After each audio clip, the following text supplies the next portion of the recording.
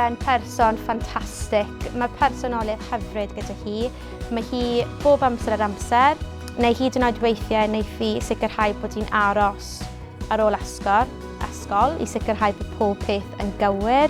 Fi'n credu datblygiad enfawr mewn y 2 blynedd diwethaf oedd canlyniadau lefel 3 fi.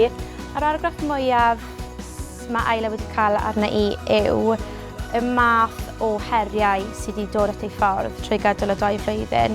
Mae Isla'n dod o teulu enfawr, ble mae llwyth o briodydd chwiorydd gyda hi. Oedd Isla wedi sicrhau oedd hi wedi cadw y polisïau i gyd, cyfrinachedd, yn gwybod bod hi'n mynychu lleoliad gyda'i briodydd y chwiorydd.